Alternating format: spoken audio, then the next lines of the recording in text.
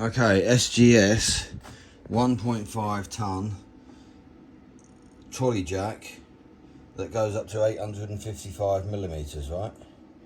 Okay, so one arrived, worked for a short time, then failed. Back to complaining, then you sending emails, and then you're sending pictures with a video, and then they're arranging for collection, and you've got to box it all up, yeah, and it's got to be boxed up properly. And you imagine 60 kgs, so the box has got to be a good box, padded out, all effort, yeah, all loads of effort that you didn't need, right? Because you wanted to buy something that was good quality, right? And when you look at it, the steel looks like it's good quality. To a point, it's probably not that great Chinese quality, but at the end of the day, it's thick, right? And I don't see any problem with that. The wheels clearly don't like the road, but they took a year to get like that from new. And I usually carry it to the vehicle, so it's only rolling under a vehicle from being put down on the floor.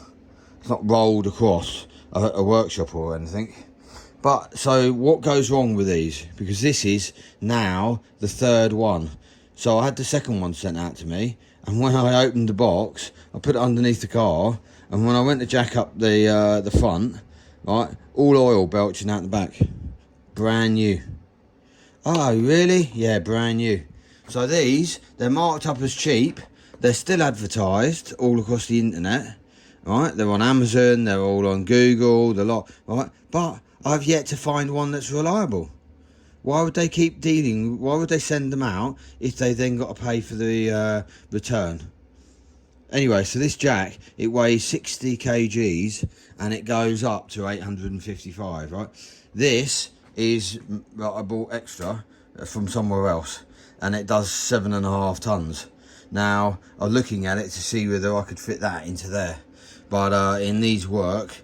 Needs that reversing down to the bottom, facing downwards, and that also, which is the release valve, that needs to be facing downwards. So it does need work, and the cylinder doesn't fit into that space, so that's a no-goer straight off. Shame, because the actual height of the cylinder to the height of that cylinder, which came out of this jack, is the same, but you can see everything's trailing and nothing's trailing. It needs to be facing downwards for it to work. So back to this, the reason why it fails is, look down there. You see that nylon seal, a white nylon seal, right? Then you've got a black seal, and then you've got a white seal, and then you've got a black seal, and that's it, 2 seals. And the seals are 19 on the outside, 14.5 millimeters on the inside, and they're 2.5 millimeters thick. Is the quality of the seals no good? Well, something, because they don't work for very long. Can't handle the pressure, so the design of it clearly not very good, right? I would imagine that there should be, as the every time you push the handle backwards and forwards, a shaft goes backwards and forwards in here, right? This is the pump, yeah? And so as it comes back, you'd think that there would be a ball that stops inside so that the pressure can't come back. But it's got loads of pressure in here, and that pressure pushes out the side. Now, I would have thought that, as I said, there would be a ball bearing inside here that literally locks into place, and every time you pull back, the ball bearing resists all the pressure on one side, and then the piston comes back, and then you push forwards. Ball bearing pushes out the way, and the oil pumps down. Something along those lines. But anyway, this doesn't have that, right? This just has 2 seals, and it's very unreliable. This is the third one. You get 6 months, maybe a year out of one that works, right? But you don't get any more, and that is just such a shame, because we don't want a year, we want more than that. So if you're looking online at the SGS 1.5 ton trolley jack with a lifting of 855, right, that, okay, that one, unreliable, okay, definitely unreliable. And that is the reason it's unreliable, because it's poorly designed. And in the third one, I wanted to see whether how difficult it would be to swap this out for a system that clearly works like this.